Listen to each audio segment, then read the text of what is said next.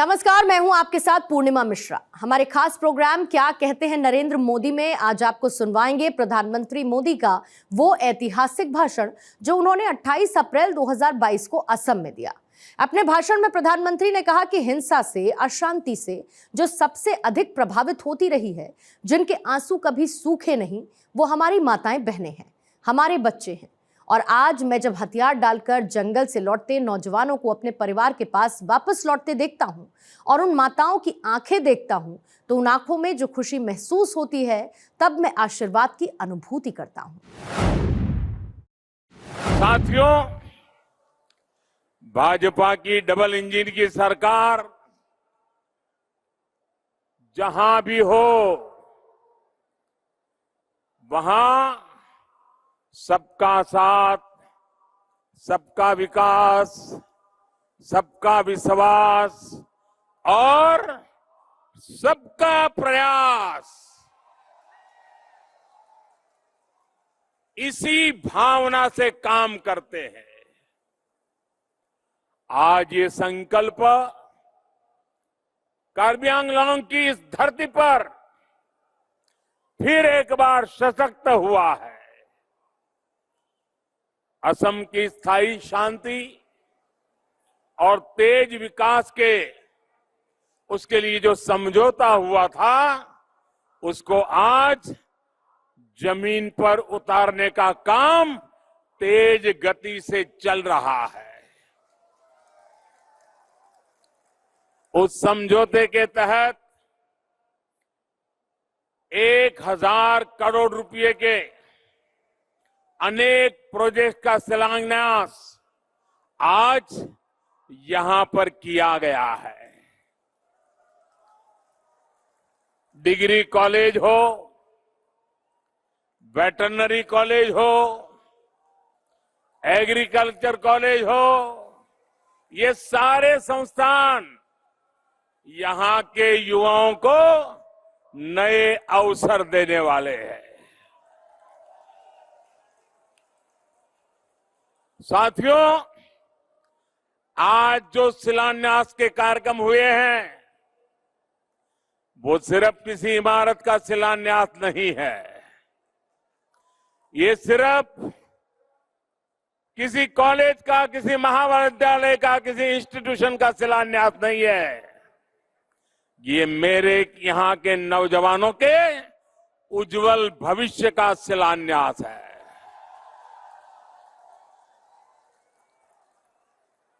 उच्च शिक्षा के लिए यहीं पर अब उचित व्यवस्था होने से गरीब से गरीब परिवार भी अपनी संतान को बेहतर शिक्षा दे पाएगा। वहीं किसानों और पशुपालकों के लिए भी इन इंस्टीट्यूशन से यहीं पर बेहतर सुविधाएं उपलब्ध हो पाएगी। इन प्रोजेक्ट्स के अलावा समझौते के जो दूसरे पहलू हैं, उन पर भी असम सरकार लगातार कदम उठा रही है। हथियार छोड़कर जो साथी राष्ट्र निर्माण के लौटे हैं, उनके पुनर्वास के लिए भी निरंतर काम किया जा रहा है। भाइयों और बहनों, आजादी के अमृत महोत्सव में देश ने जो संकल्प लिए हैं, उसमें से एक महत्वपूर्ण संकल्प है अमृत सरोवरों के निर्माण से जुड़ा हुआ। हर जिले में कम से कम 75,000 अमृत सरोवर के निर्माण का लक्ष्य, इतना बड़ा लक्ष्य लेकर के आज देश आगे बढ़ रहा है।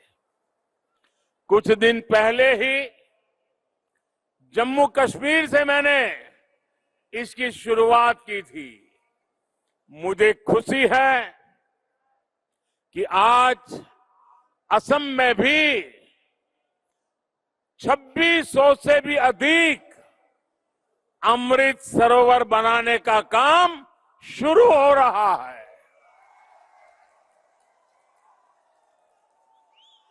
ये सरोवरों का निर्माण पूरी तरह से जन भागीदारी पर आधारित है। ऐसे सरोवरों की तो जनजातीय समाज में एक समृद्ध परंपरा भी रही है। इससे गांव में पानी के भंडार तो बनेंगे ही, इसके साथ साथ ये कमाई के भी स्रोत बनेंगे।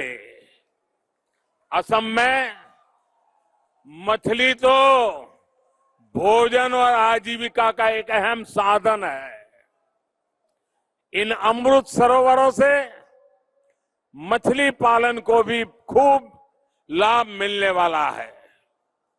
भाइयों और बहनों, आप सभी ने बीते दशकों में एक लंबा समय बहुत मुश्किलों से गुजारा है,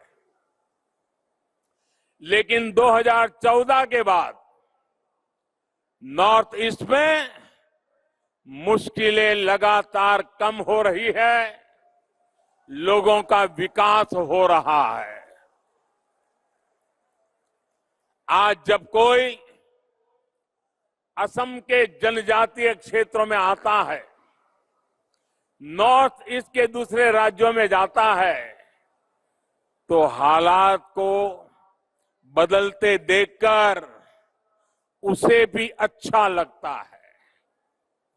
कार्बी आंगलोंग या फिर दूसरे जनजातीय क्षेत्र, हम विकास और विश्वास की नीति पर ही काम कर रहे हैं।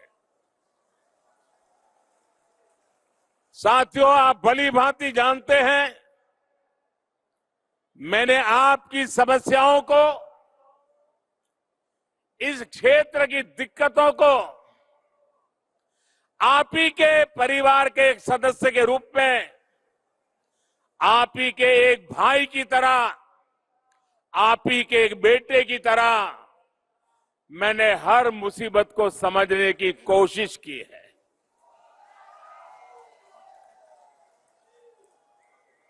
और आपने मुझे बुद्धि से कम दिलों से ज्यादा समझाया है। आपने हर बार मेरे दिल को छू लिया है, मेरे दिल को जीत लिया है।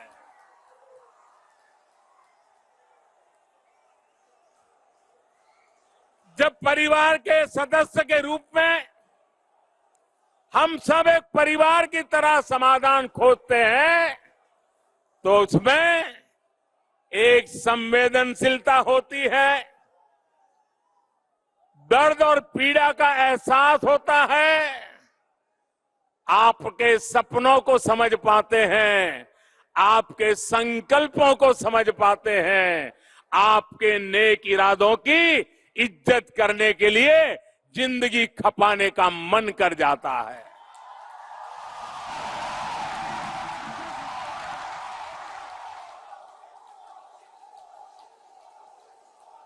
साथियों, हर इंसान को, असम के इस दूरदराज क्षेत्र के लोगों को भी, जंगलों में जिंदगी गुजारने वाले मेरे नौजवानों को भी आगे बढ़ने की तमन्ना होती है, इच्छा होती है। और इसी भावना को समझते हुए आपके सपनों को पूरा करने के लिए, आपके सपने हम सबके संकल्प बने और आप और हम मिलकर के हर संकल्प को सिद्ध करके रहे, इस काम के लिए हम भी जुटे हैं, आप भी जुटे हैं, मिलकर के जुटे हैं और जुट करके जीत भी पाने वाले हैं।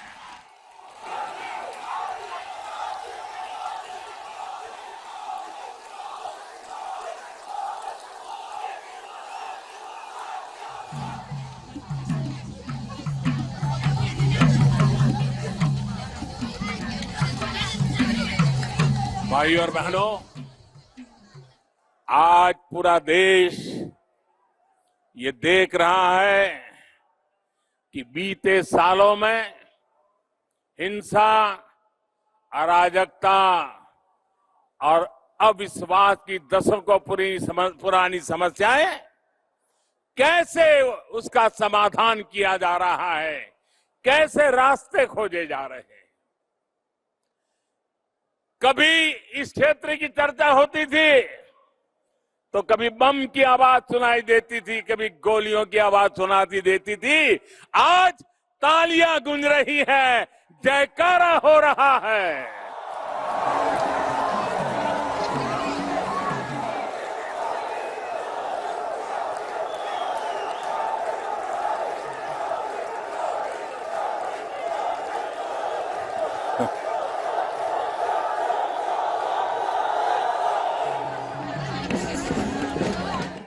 पिछले वर्ष सितंबर में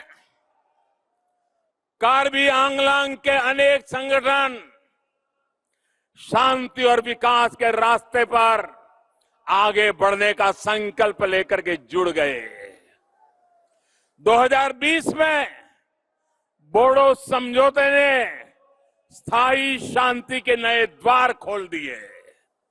असम के अलावा त्रिपुरा में भी एनएलएफटी ने शांति के पथ पर कदम बढ़ाए।